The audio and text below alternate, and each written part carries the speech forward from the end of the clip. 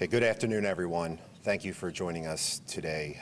I'm Sergeant Eric Grip, the Public Information Officer for the Philadelphia Police Department. Shortly, we're going to hear from Commissioner Outlaw, who's going to provide an update on the tragic mass casualty shooting that happened yesterday on South Street at approximately 11:30 p.m. As you can see, standing behind me right now, we have several of our state, local, and federal partners. Up here available with Commissioner Outlaw, we have Deputy Commissioner Joel Dales, who is our Deputy Commissioner of Patrol. We have Chief Inspector Walt Smith, who is over the Intelligence Bureau. We have Chief Inspector Frank Venor, who is our Chief of Detectives. Also joining is Chief Inspector James Kelly, who is Commanding Officer of Rock South. Captain Jason Smith, who is our Commanding Officer of the Homicide Unit. From our federal partners, we have Special Agent in charge of the Philadelphia FBI, Jackie McGuire. We also have Assistant Special Agent in charge of the ATF, Mr. Eric Degree. Joining us also as well from our Office of Emergency Management is our Director, Dominic Morales, and also joining us is the Managing Director of the City of Philadelphia. So after we give this presentation, we just ask that everyone wait until the end to ask questions. Remember, this is very early, so we're going to be limited into the information that we can give out as of now. But once it's finished, all the folks that are behind us are available to answer these questions, including Mr. Tumar Alexander. So now to give an update on the incident itself is Commissioner Outlaw. Commissioner. Good afternoon. Yesterday was a dark day for Philadelphia. And while many of us were out enjoying the beautiful day in the city, horrendous and unthinkable acts happened in a very popular local and tourist hangout. Acts that claims the lives of 3 people, we now know, and injured 12 others. On Saturday, June 4th, 2022, at approximately 11:31 p.m., multiple Philadelphia police officers were stationed on South Street when they heard multiple gunshots coming from the area of 400 South Street. 2 of these uniformed officers, who were assigned to the 200 block of South Street, proceeded to the area of 400 South Street, from where they heard the gunshots. There, they observed several civilians suffering from gunshot wounds lying on the sidewalk and in the street. Officers on location began to render first aid to the wounded, and another responding officer, who was on location and responding to the incident, observed an unknown male on the southwest corner of South and American Street firing a handgun into a large crowd on the 400 block of South Street from approximately a half a block away. The officer drew his weapon and fired several times in the direction of the unknown male, we believe striking him. The unknown male dropped his handgun on the sidewalk and ran southbound on 600 American Street. The male was then lost in the area. The PPD Officer-Involved Shooting Investigation Unit, or OISI as we refer to it, and the Homicide Unit are conducting a joint investigation. This harrowing incident claimed the lives of 3 individuals. At this time, we believe that one of the 3 decedents was a male involved in a physical altercation with another male that was potentially the genesis of the shooting. These individuals eventually began firing at one another, with both being struck, one fatally. We also believe that the 2 other decedents, as well as a number of other shooting victims, were uninvolved in the initial altercation and were innocent bystanders. The first victim was a 34-year-old African-American male who was taken to Presbyterian and was pronounced at 12:05 a.m. The second victim was a 27-year-old African-American female who was taken to Jefferson Hospital and was pronounced at 11:49 p.m.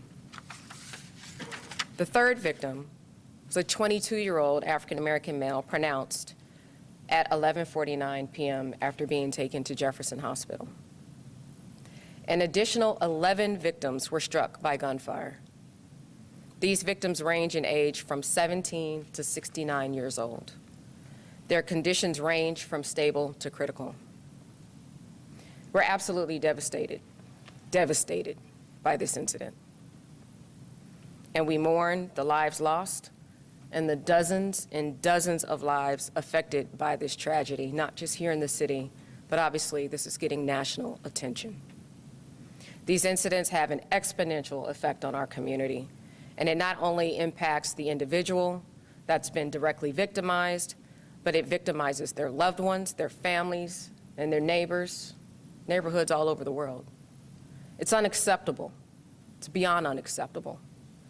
And we're still using every resource available to get to the bottom of what occurred, not just out there last night, but behind this gun violence in the city, period. It's important that we bring justice to the victims, their families, and our community. We're working with our local, state, and federal partners to make sure that no lead is lost and that no stone remains unturned. Standing behind me are Special Agent in charge of the Philadelphia's FBI office, Jackie McGuire, and Assistant Special Agent in charge of the ATF's Philadelphia field office, Eric DeGree, who are lending additional resources to this case. There were hundreds of individuals out there last night, and I'm asking the public that if any of these people, anyone who was out there, saw anything, witnessed anything immediately before, during, or after, to please call or text our tip line at 215-686-TIPS, 215-686-8477. Or you can contact the homicide unit at 215-686-3334. As with all of our homicides, there is a standing $20,000 reward for information that leads to an arrest. So with that, I understand there's going to be a lot of questions, but please keep in mind that this investigation is complex and is still in its infancy.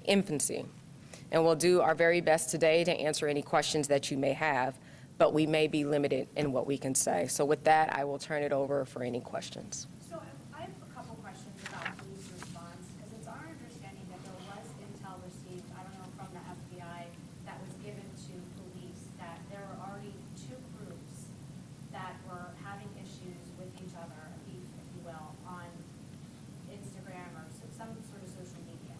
And because of that, police put more police officers in the afternoon in the area of South Street, knowing that this may lead to something to happen there.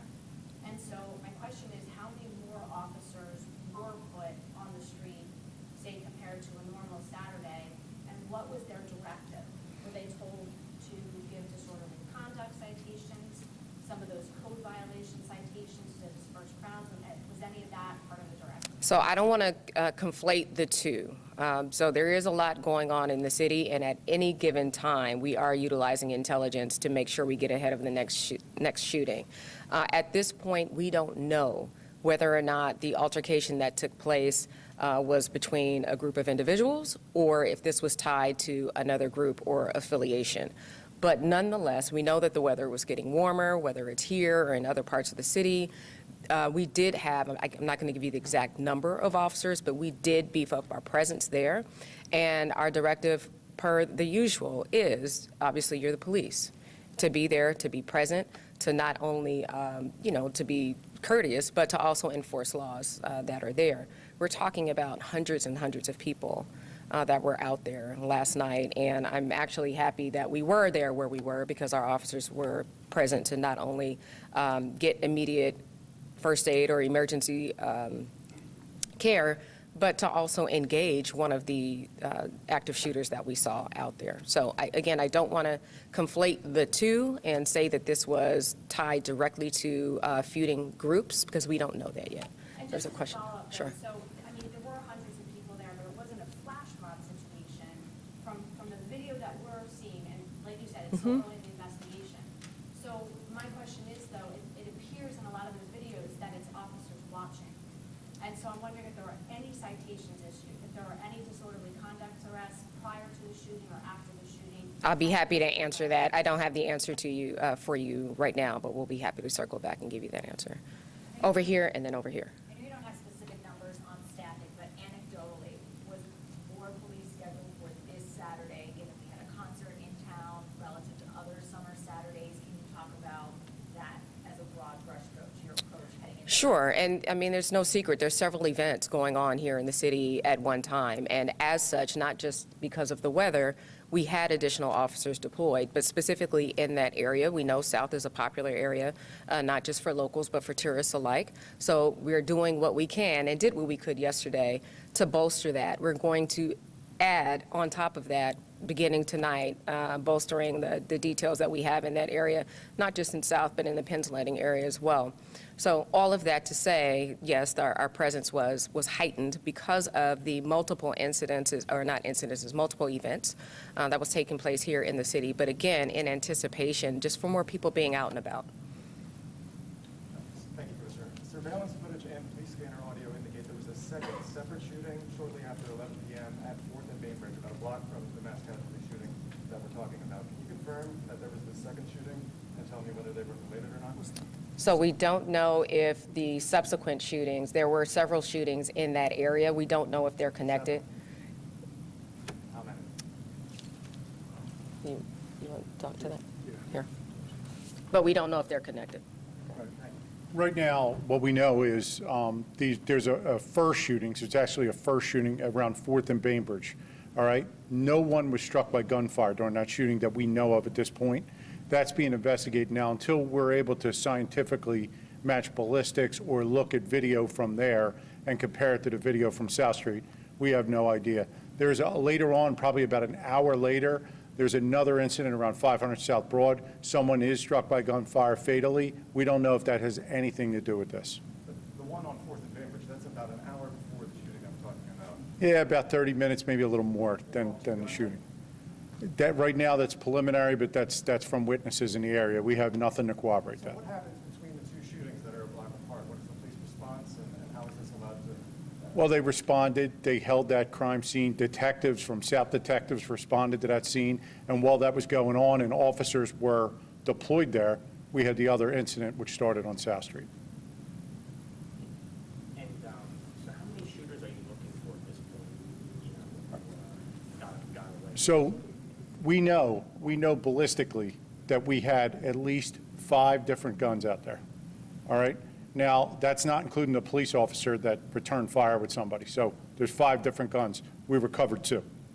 So there's 3 guns that we still need to find and compare to our evidence. Is that shooters or not necessarily shooters? Well, we know there were 5 different guns from our evidence. So we're assuming that with those guns, there was at least, we know of the incident around American and South. We know of the one where the 2 are returning fire at each other. We believe there are 2 other people firing down South Street at that particular time. So their connection to all this, we don't know. How many were, all of the victims, how many were innocent bystanders?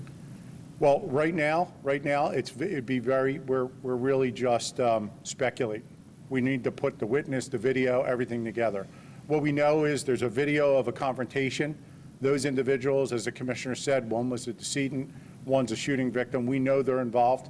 We think they shoot several people, some of them being innocent victims. As far as the other 11 non-fatal shooting victims that we have, we don't know if any of them played any kind of role in this. We don't see it at this point. We just know they're hit by gunfire. What kind of guns are you looking for? Have you recovered from the scene? Are you potentially looking for? We heard that there was, I'm not going to get specific about the caliber, but we know. I mean, we have to compare that. The ATF's here, and they're going to expedite some of those comparisons, but any assault weapons in there? I don't know that to be true, no. I spoke with a witness earlier who said the night was getting progressively wild or out of hand, fireworks being set off, et cetera. Was that something that? I'm going to let one of the patrol people answer those questions. Yeah, so the crowd itself started to get a little bit more dense at around 8 o'clock. And just keep in mind, we had an enhanced presence, but that's a large footprint that we're covering. So we're going from basically Broad Street to 2nd Street, and then we're going north and south a few blocks. So we did have double the presence, and 2nd and South was probably the heaviest when this incident transpired, and we were there pretty heavy as far as deployment goes. So. Do you feel overwhelmed? I wouldn't say we're overwhelmed, but it's a large area to cover, and we did have additional officers out there, including tactical units, specialized tactical units. But we're going to look at it and reevaluate it and determine changes, which we're making actually on this evening's deployment.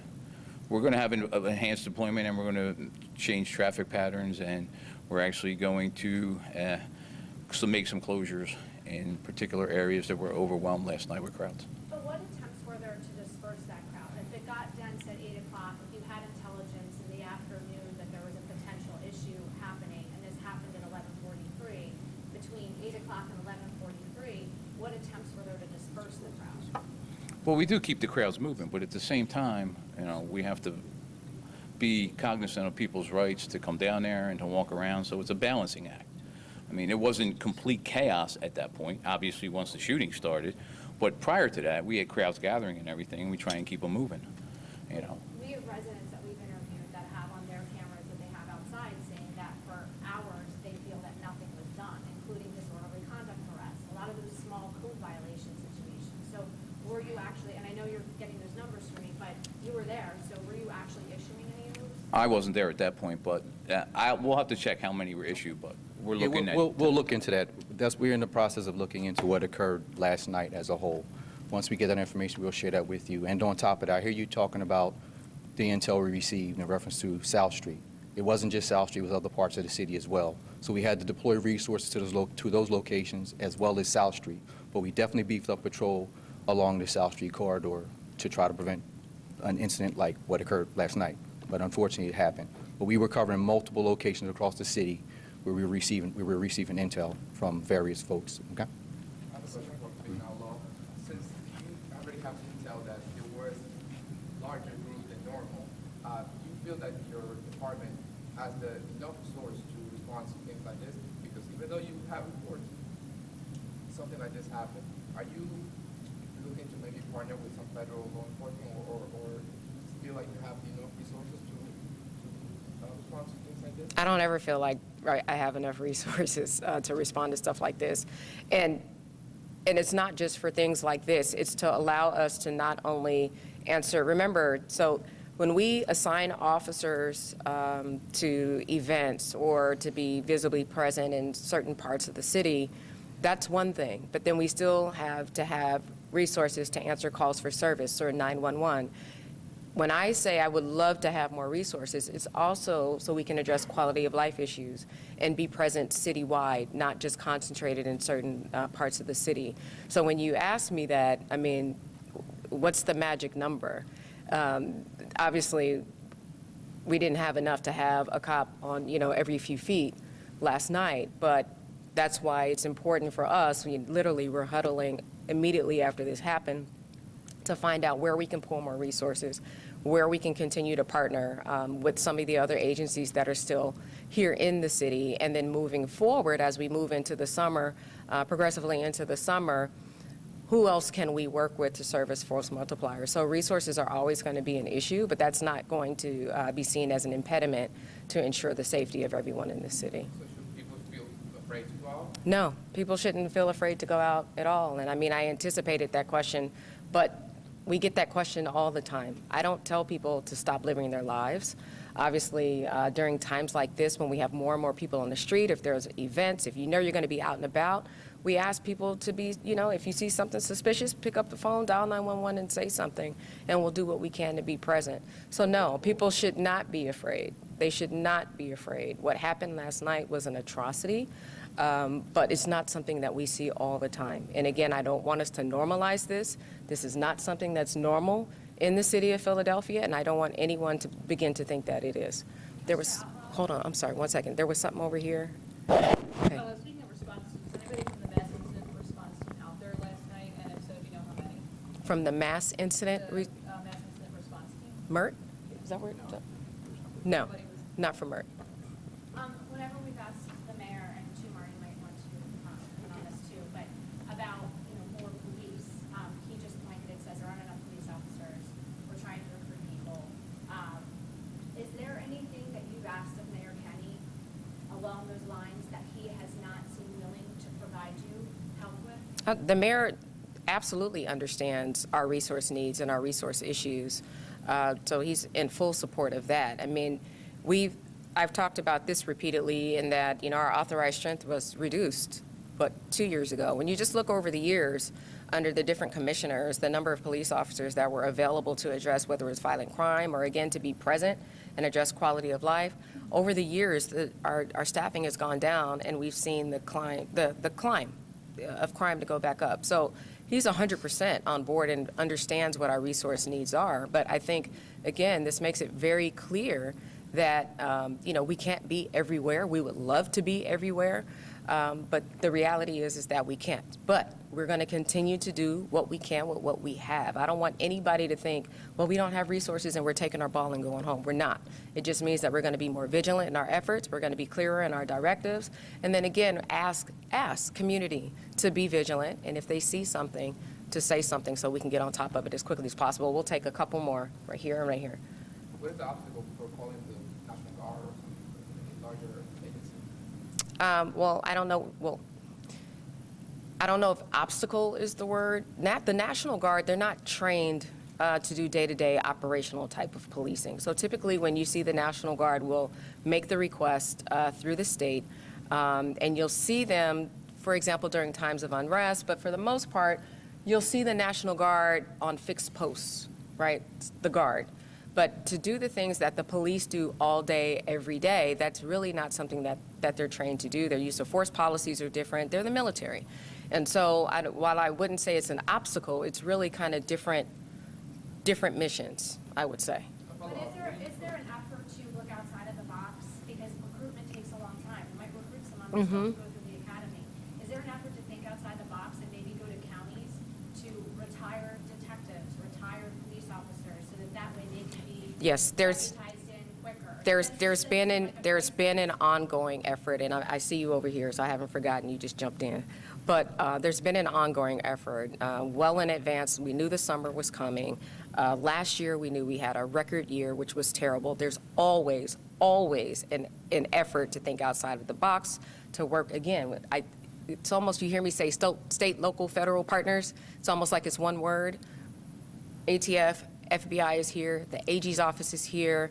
I mean, we leverage all of our relationships with our partners, but everyone, quite frankly, has resource issues. And so they've been sending us what they can for the period of times that we can. And, it's important for us to utilize our voice and our seat at the table with this current administration as well, not in the city, but in Washington, to let them know what our resource needs are. The fact that, we need the feds, I'm not going to speak for them, but, the feds need more resources. So that's an ongoing conversation at all times, because we know even if miraculously our authorized strength gets, reinstituted, we're not going to be able to hire all those people tomorrow.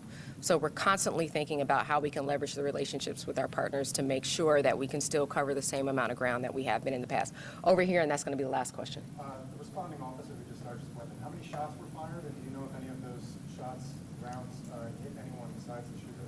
So I won't give the exact number of rounds fired. We know that there were several. And again, it's still really early, but we believe at this point that he struck one of the shooters, and that's it at this point. And are you releasing the name at this point to the officer? Not yet. And just one last question about the timeline event, because this is a very confusing. I know. Just to confirm, maybe this is a question for patrol, but 11:04, we have the shooting at 4th and Bainbridge. We have, shortly before midnight, we have the shooting incident on South Street erupted. There might have been multiple shootings that are occurring at the same time. That is unclear. Is that accurate? So we had the shooting incident at 4th and Bainbridge. No one was hit. That was about 35 to 40 minutes before the actual main shooting on South Street. So yes, officers had to respond to that. Officers had to guard that crime scene. But we still had the bulk of the deployment on South Street and then the other surrounding areas, going from 2nd and South to Broad and South. So.